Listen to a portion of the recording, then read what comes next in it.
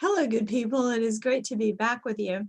And today I want to pick up with Cardinal Joseph Ratzinger's book, Introduction to Christianity, and finally get back into it. I know some of you have been waiting for me to do this, and so I'm ready to dive in to the next portion where we are going to be talking about the biblical revelation of God, biblical belief in God. What Ratzinger wants to do in this chapter is to follow two threads that are in the scriptures. And the jumping off point for this is the story in Exodus, the 3rd chapter, verses 13 through 15, which is the story of the burning bush and the conversation that Moses has with God. So let me just go ahead and read that passage because we're going to be making some pretty frequent references to it. This is after God has told Moses to take off his sandals and he's standing on holy ground, and then God tells Moses to go to the people of Israel and to let them know that he's going to save them, to go to Pharaoh, to tell him to let the people go, etc. And then Moses said to God, "If I come to the people of Israel and say to them, the God of your fathers has sent me to you, and they ask me, what is his name? What shall I say to them?" God said to Moses, "I am who I am." And he said, "Say this to the people of Israel, I am has sent me to you." God also said to Moses, "Say this to the people of Israel, the Lord, the God of your fathers, the God of Abraham, the God of Isaac, and the God of Jacob has sent me to you. This is my name forever, and thus I am to be remembered throughout all generations." So Ratzinger says that it is the aim of this text to establish the name Yahweh as the definitive name of God in Israel. And this is going to be done by anchoring it to the origins of Israel's nationhood. In other words, at this point, Israel is not really a nation in itself.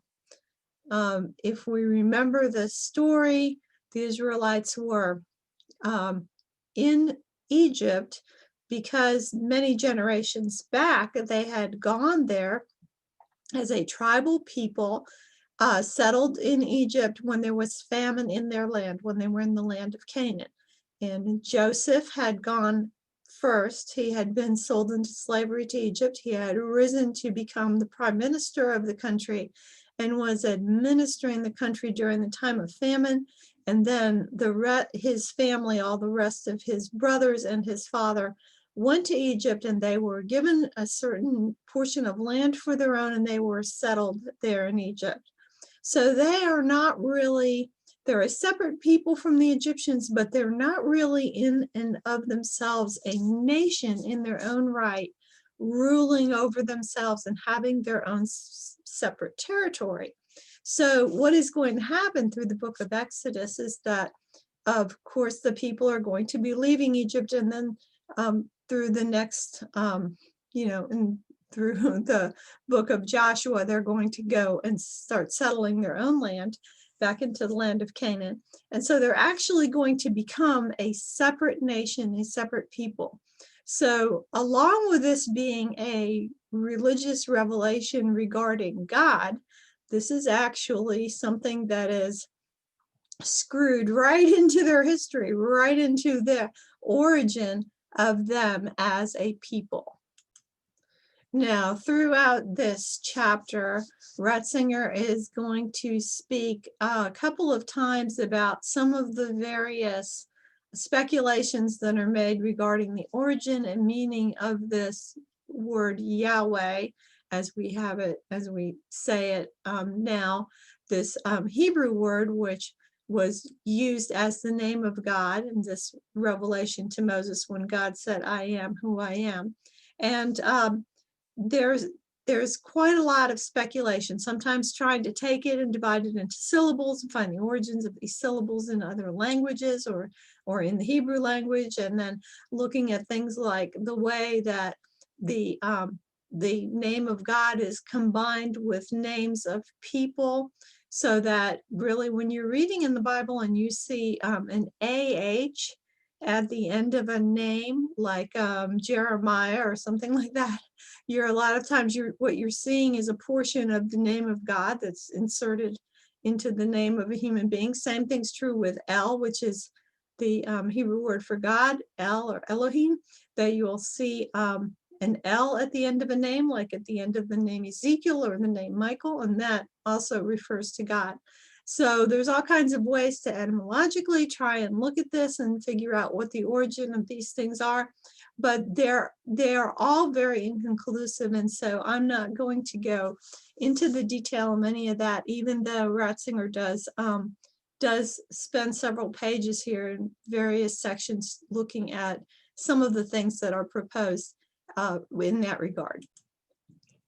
What Ratzinger considers to be more important, and which suits our purpose better actually, is that God, when revealing his name, Yahweh, when revealing this himself as the great I am, he also makes clear that he is the God of Israel's fathers, the God of Abraham, Isaac, and Jacob, meaning that he is to be understood as a God who they had previously known and who had been addressed in part by the names El and Elohim.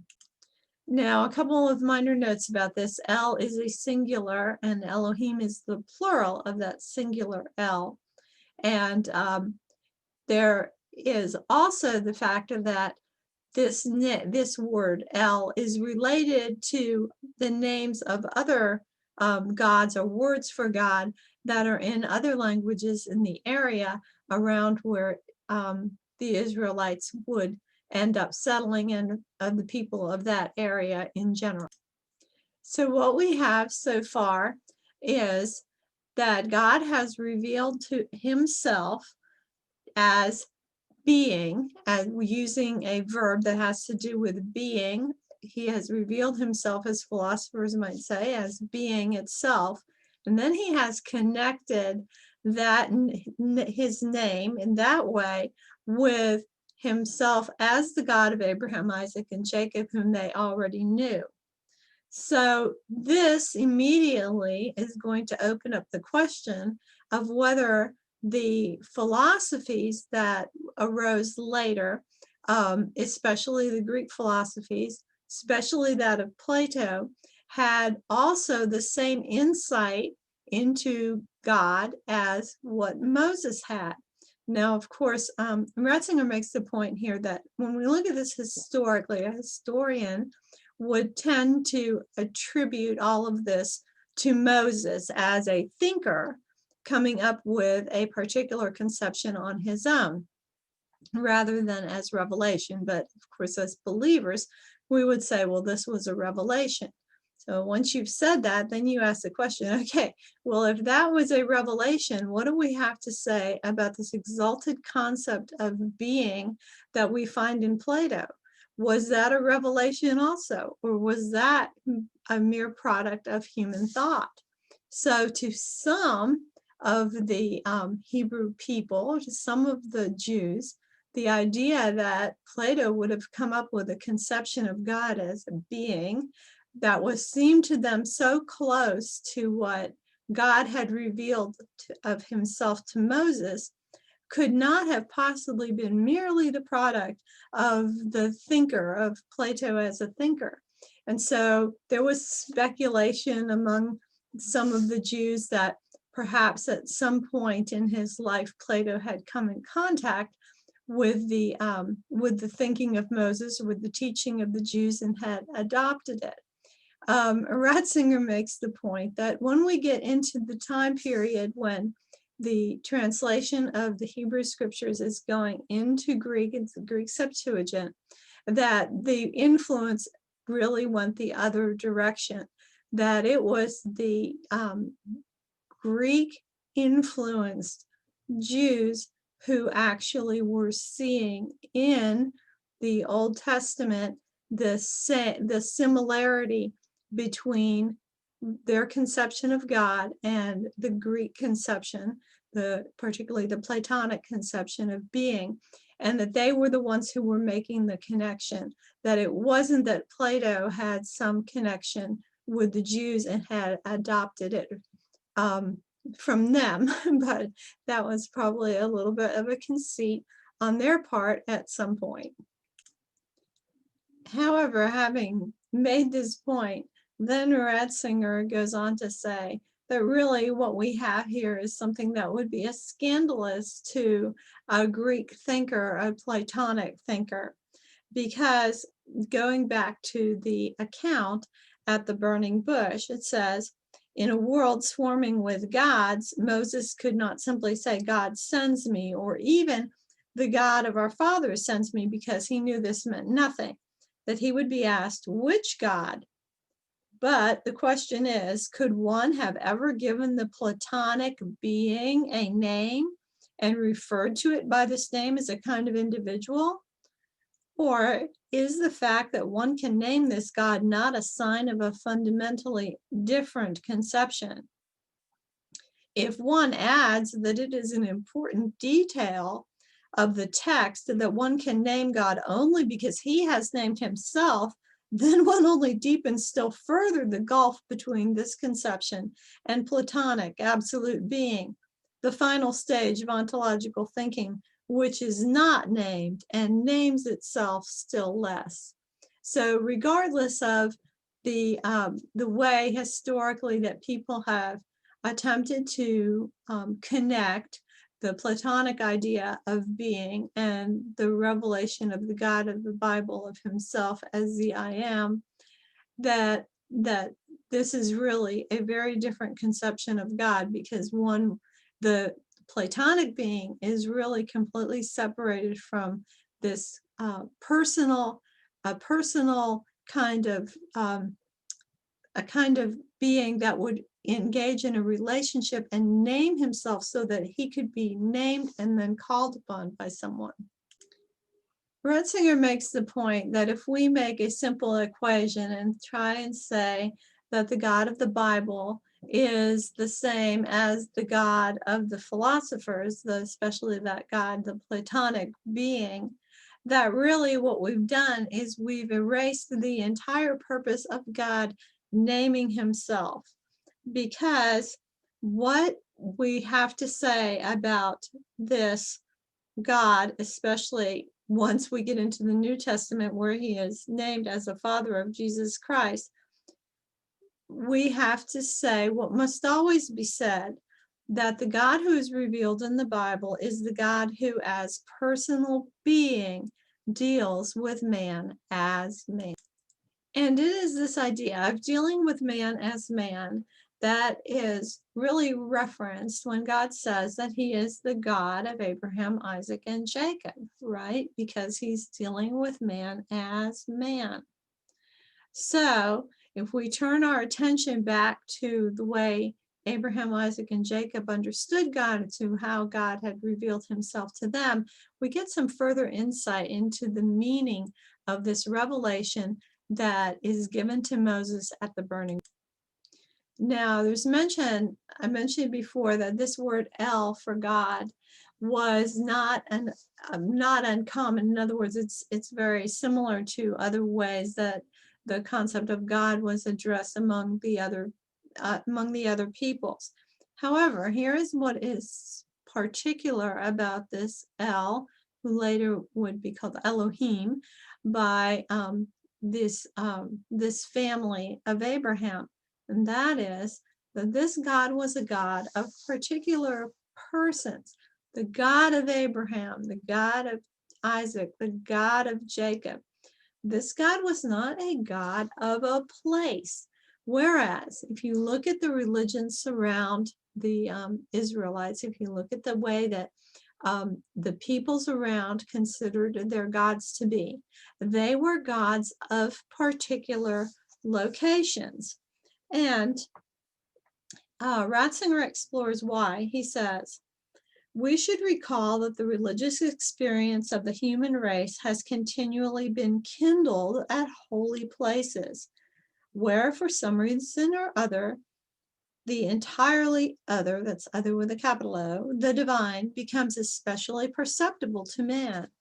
A spring, a huge tree, a mysterious stone, or even an unusual happening that occurred at some spot or other can have this effect.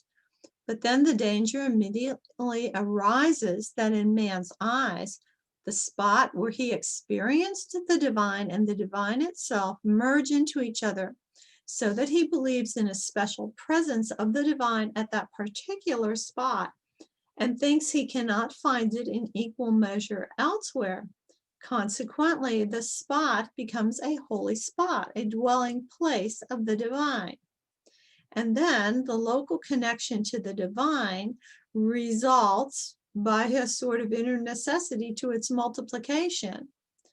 Because this experience of the holy occurs not just in one spot, but in many, while the holy is regarded in each case as confined to the spot concerned, the result is a multitude of local divinities who thus become at the same time gods of their own respective areas. And then Ratzinger says that there's a faint echo of these tendencies noted even now in Christianity among some of the less sophisticated believers in the Madonnas of Lourdes, Fatima, or some other place where it sometimes these depictions can seem to be of absolutely different beings, but by no means simply the same person. But he says, in contrast to this heathen tendency, and the heathen tendency is that of having the local deity, right?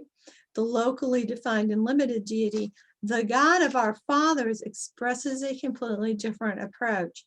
He is not the God of a place, but the God of men, the God of Abraham, Isaac, and Jacob. He's not bound to one spot, present and powerful wherever man is.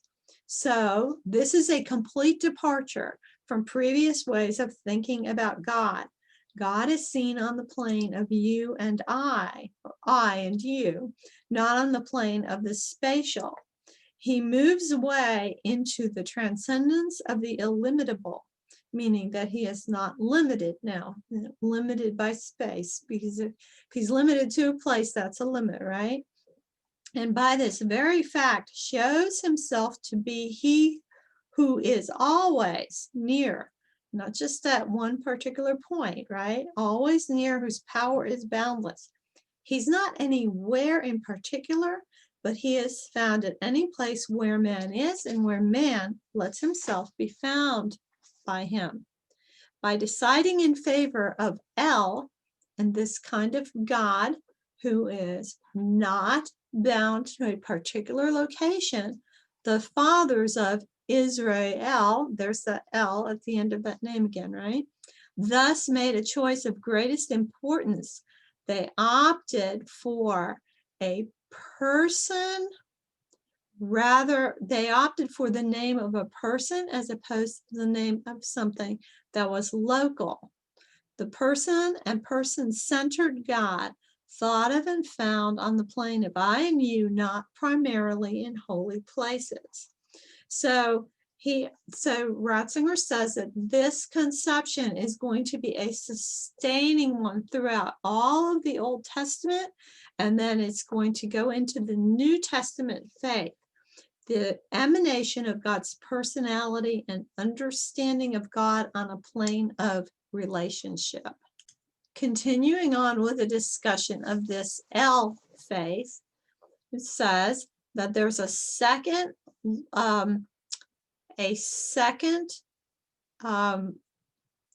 additional definition that is within this El, because El is regarded not only as the sustainer of personality, he is also regarded in these ways: as Father, as the creator of creatures, the wise, the king. He is seen also and above all things as the highest God of all. as the greatest power of all and he who stands above all else. And it's important to emphasize that this also, along with the personal character of God, puts its stamp on the whole biblical experience of God. It's not just some power or other that is chosen. And in this one, he's saying that, well, we call Israel the chosen people of God, that the people of Israel have also chosen to belong to this God, as opposed to all of the other options of gods that they had around him. So he says, it is this that is chosen, this power alone, which embraces in itself all power and stands above individual powers. So we have the fact that God is personal, not limited to a place. Then we have this God who is transcendent, who is above all power. And then we have a third element that is in the biblical thinking about God. This is God of promise, okay? He's not a force of nature. He's not within nature. He's not a God who just orients man to the recurring patterns of the cosmic cycle. Rather, in his relationship with man, he directs man's attention to coming events, and history is seen as something that is marching along toward a fulfillment, to a meaning and goal that have a final validity. He is regarded as the God of hope in the future in a direction that is irreversible. And then Ratzinger goes on to say that once you have all of these conceptions of God together, you have the personal, the God who gives himself a name, who is not limited to a location, who is above all powers, and who directs man's attention to the future, who is in charge of history. Then now you've got the reason why we move from the El to Elohim, which is an extension, and it's a plurality. It says the singular El was replaced by a word that indicates a plural. He is one, but as the exceedingly great, entirely other, with a capital O, he himself transcends the bounds of the singular and plural. He lies beyond them. He says that in the Old Testament, there, especially in its early books, the Trinity is not revealed. Nevertheless, in this process of going from El to Elohim, that there is latent an experience that points toward the Christian concept of the triune God. People realized, if still quite unreflectively, that while God is indeed radically one, he cannot be forced into our categories of singular and plural. Rather, he stands above them. Even though he's truly one God, he cannot be fitted with complete appropriateness into the category one. And so he says the plural, when it refers to one God, means, so to speak, he is everything divine. Now Ratzinger wants to make another distinction between the conceptions of God in the peoples around about Israel and the Israelite conception of God. And that is that two of the popular names of gods around Israel were the Baals, and Baal means the Lord, and Melech or Molech, which is the king. So by rejecting these ways of referring to their God, what were the Israelites rejecting? He says, first of all, fertility worship was being rejected, and a local connection to the divine that it implies. So fertility worship would always be connected with the particular fertility of a particular land, so that when you read in the Old Testament, you see references to Baals, and it's often connected with the name of a particular place, like Baal Peor, something like that.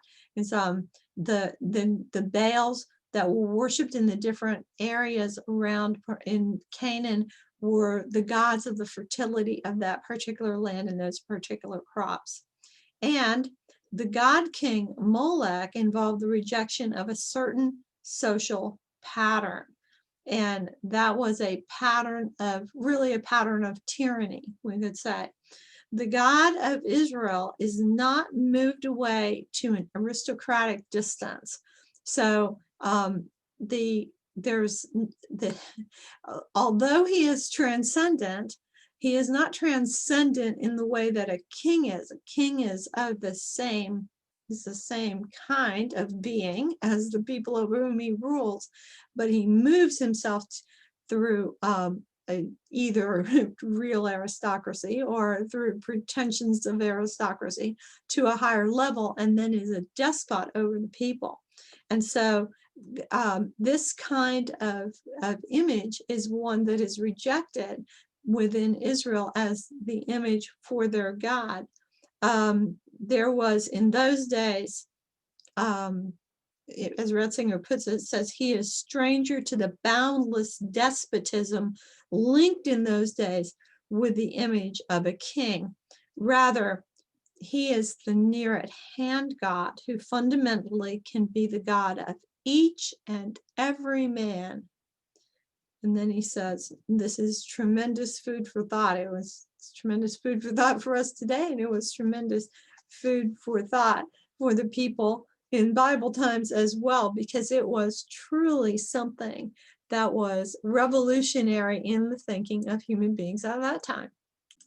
So after having discussed how the God who says his name is I am that I am, that after he has connected himself to being also the God of the forefathers of this nation that he is going to bring out of Egypt and establish in its own land, after having showed how these two things were connected, then Ratzinger goes back to this incident at the burning bush, and he asks again, well, what does it mean that God says this I am that I am? And he asks, is this really even a name?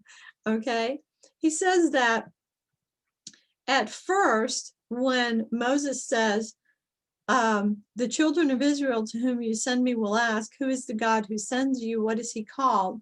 What shall I then say to them? We are next told that God replied, I am who I am. The words could all be translated, I am what I am. And that this really looks like a rebuff. It seems more like a refusal to give a name than an announcement of a name. It's almost as though there's a sense of displeasure at Moses being so inopportune as to have the nerve to ask what God's name is. So then Ratzinger mentions that there are two places in the Bible where a similar answer is given, and it's a refusal to give a name. For example, in Genesis 32:30, when Jacob wrestles with the angel, he asks his name, and the only answer he gets is, why is it you're asking my name? And then in Judges 13:18, Manoah asks the God who greets him for his name, and the answer he's given is, why do you ask my name? Seeing it is wonderful. Okay, so in both cases, someone asks for a name, and the answer they're given is kind of mysterious, and then I'm not giving you my name, right? So then it says that there is a certain affinity of thought between these passages of scripture and the passage in which God gives his name to Moses. The God with whom Moses deals in the burning bush cannot give his name in the same way that the gods round about who are individual gods alongside other similar gods and therefore need a name. The God of the burning bush is not putting himself on a level with them.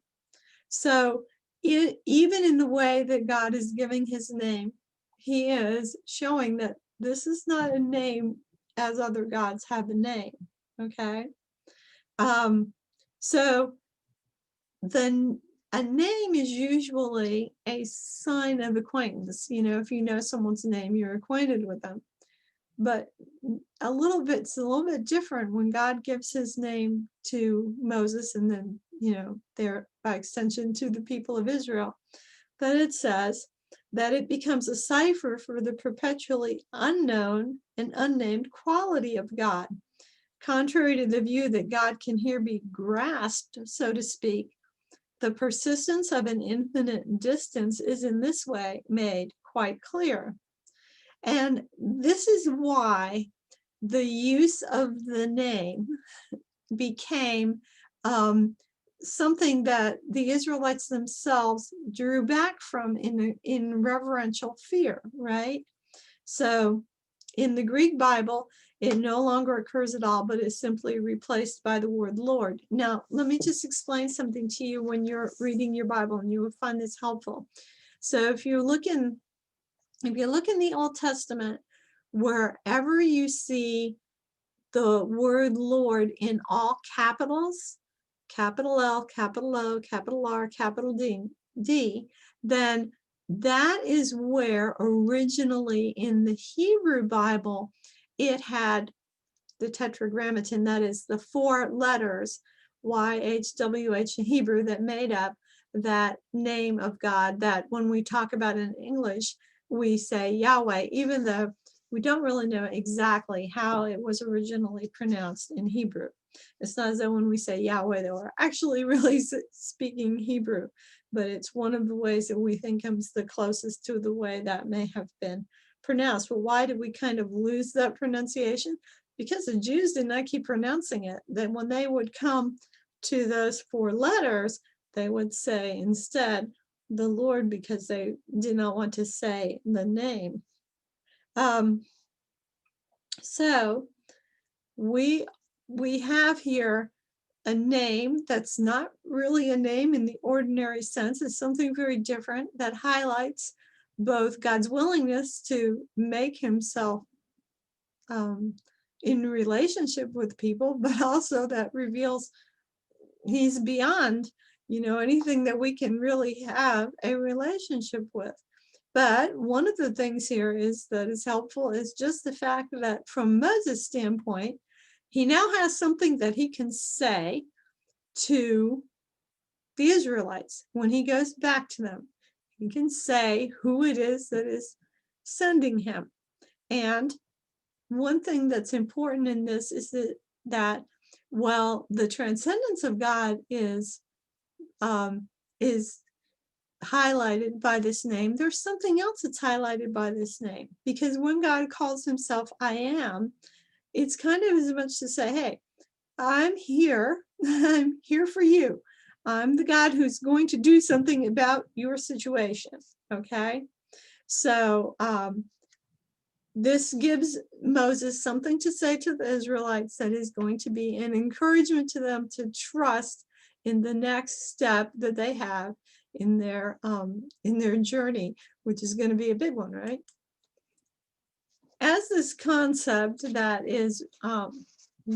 is brought to light by this revelation of God's name as Yahweh, as I am, then there is a development within the Old Testament that shows that God is different from, exalted over all of those things which are temporal, which are passing away, which are changeable.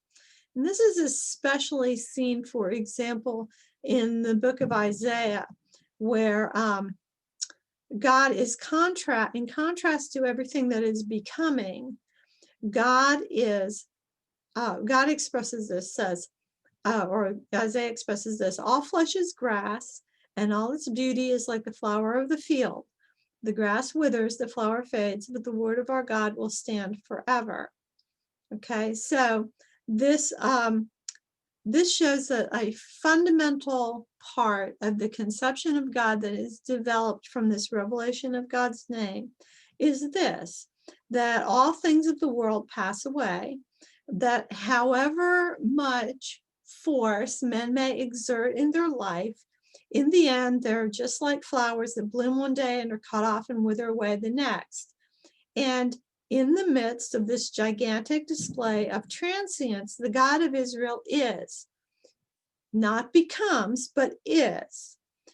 Amid all the becoming and passing away, he abides above all. He abides above all the inconstancy of becoming as the constant one. And he is not proclaimed as something that is, this is of God who abides above all the inconstancy of becoming as constant one is not proclaimed as something unconnected with anything else. So he doesn't change, but at the same time, he can connect himself with us so that we who are like grass that is mowed down, that withers and fades away, have short lives, have nothing firm within ourselves, we are connected to him, and in him we gain a firmness in our infirmity. So he's not just God in himself, rather he's our God. He's the God of our fathers. So when the prophets compare the God of Israel with the gods who pass away and with the things of this earth who pass away, that he is the first and the last, we see that this is a concept that's going to carry over into the New Testament, right? Especially when we look at something like the book of Revelation, right? We have the declarations in Isaiah, I am the first and I am the last, besides me there is no God. I am he, I am the first and the last. And so this God has identified himself as one who confronts the gods and the powers of the world, like ancient Babylon or even Rome when you get into the New Testament, that he confronts all of these powers and that before him they melt away, but he stands and stays. And so he has absolute superiority to all powers of the world. This is the meaning that is wrapped up in and that is then unpacked through Israel's history all the way into the New Testament. Ratzinger puts it this way. He says, the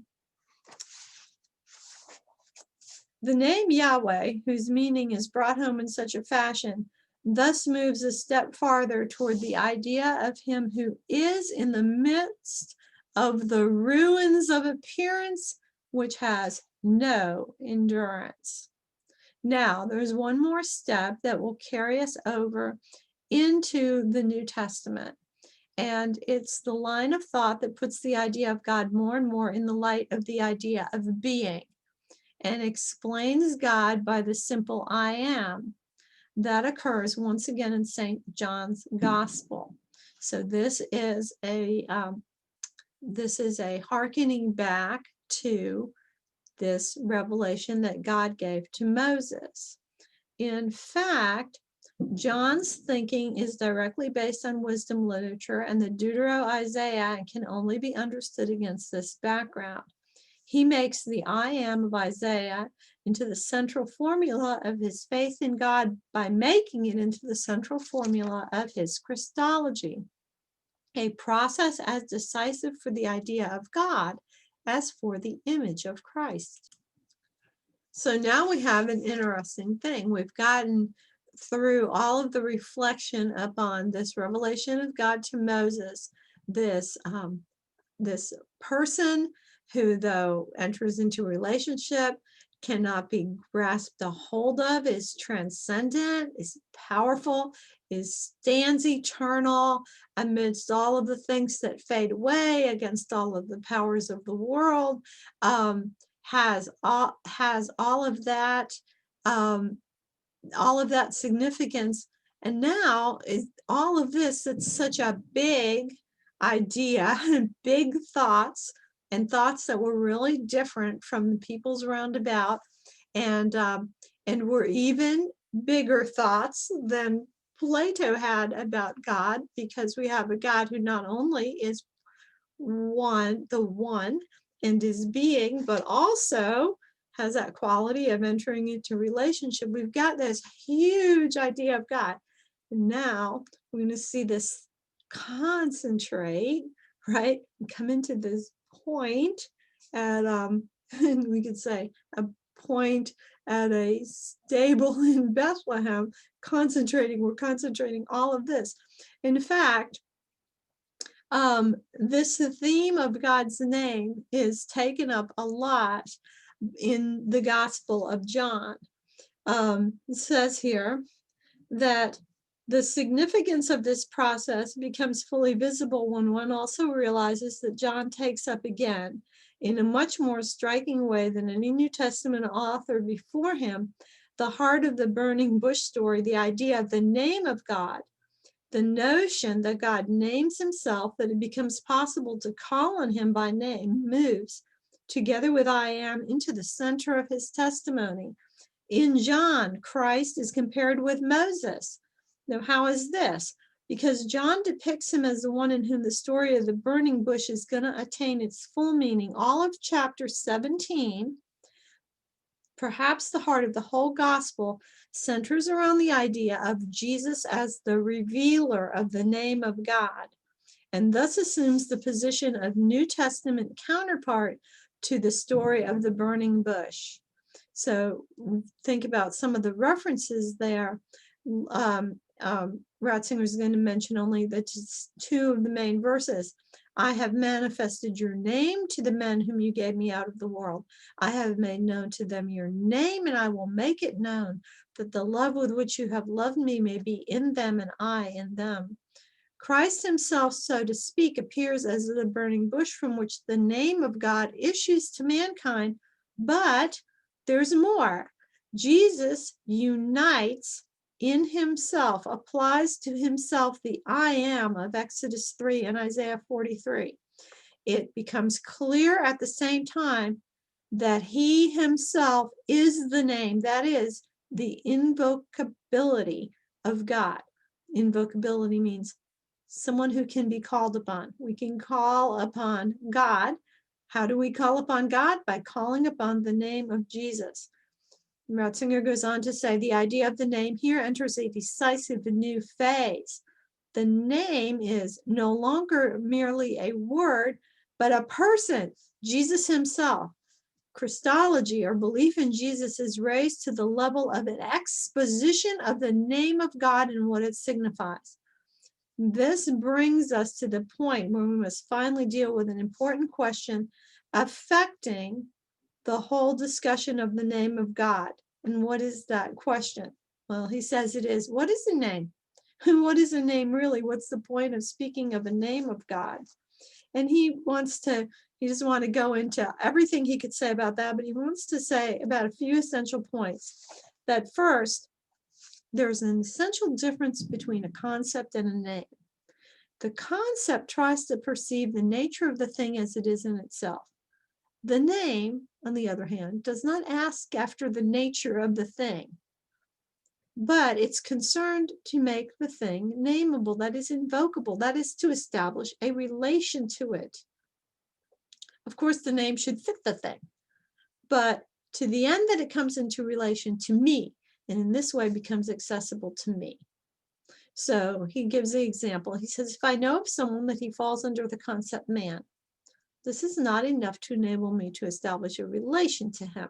Only the name makes him nameable, and through the name, he enters into the structure of my fellow humanity, and through the name, I can call him. So the name signifies a social incorporation. And he mentions here that one of the things that we human beings hate, and you'll hear people say this, is to be just a number. It's like, oh, I went to that place, or I went to that big university, or I went to this particular office for, to deal with the government, and I felt like I was just a number. And people say, I don't want to be just a number. I want to have a name. Then they're not satisfied, and they didn't feel like they're in a relationship when they're just a number, right?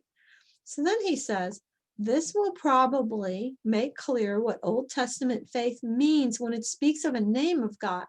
This is not the same as the philosopher trying to get to a concept of what the highest being is like in itself.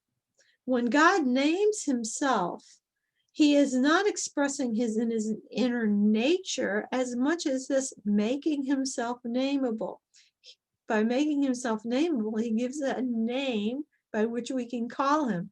And then Ratzinger says, this is so interesting, I like this. He is handing himself over to men. By giving himself a name in which we can call on him, he's handing himself over to men. And of course, Jesus handed himself over to us, right?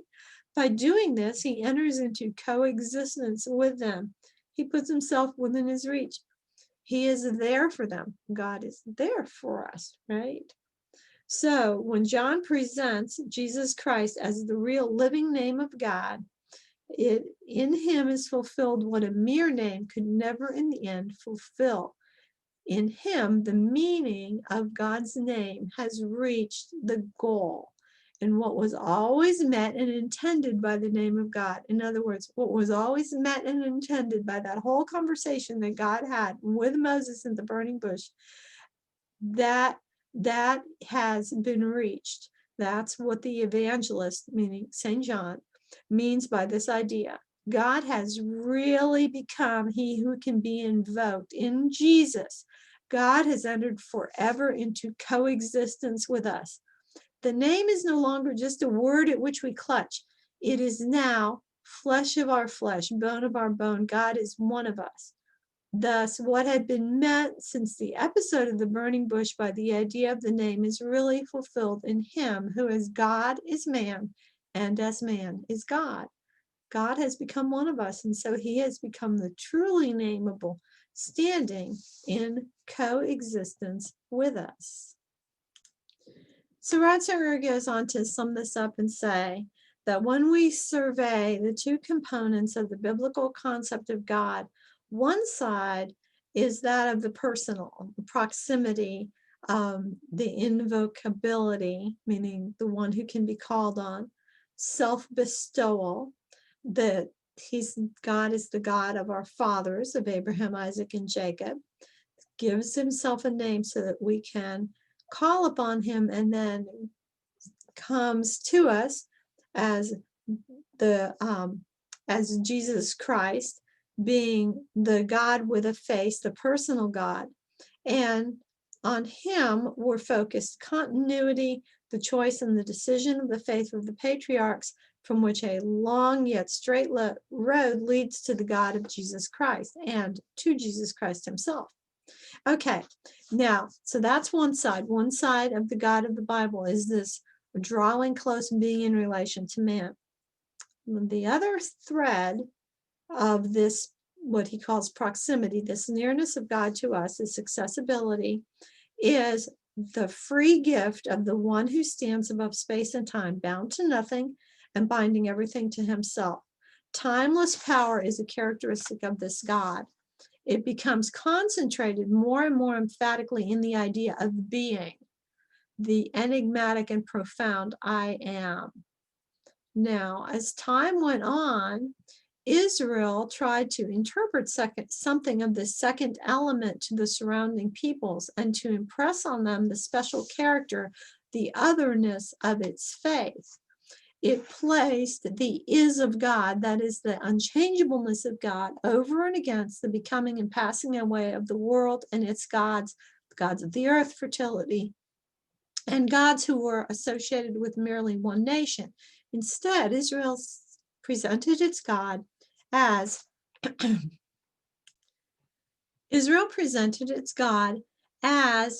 the God of heaven, standing over all, to whom everything belongs and who belongs to no one. It insisted that its God was not merely its own national God in the way that other peoples have their own national God. Israel insisted that it had no God of its own, but only the God who was the same God who was the God really and truly of all people and of the whole universe. And that precisely because of this reason that it didn't have its own God, it had the real God, okay? And then Ratzinger says, I do not have God until I no longer have any God of my own, but only trust the God who is just as much the next man's God as mine, because we both belong to him. So this is a paradox. Ratzinger calls it a paradox of the biblical faith in God. The conjunction and unity of two elements, that being is accepted as a person and the person accepted as being itself, that only what is hidden is accepted as the one who is near, and only the inaccessible as the one who is accessible. The one as the one, capital O, as the one who exists for all men and for whom all exist. And so he says, having had that discussion of tracing this idea through the Bible of both what is meant by God's calling himself at the burning bush, I am who I am, and also saying, and I am the God of your fathers, Abraham, Isaac, and Jacob, having traced those two lines through the Bible and into the New Testament, Ratzinger says, let us break off our analysis of the biblical idea of God and take up once again the question of the relationship between faith and philosophy, between faith and understanding. And that is what we will do when we are together again. Until then, treat yourself as though you are someone you are responsible for helping, because you are responsible, so am I, and together we are making the world. Bye for now. Thanks so much for watching.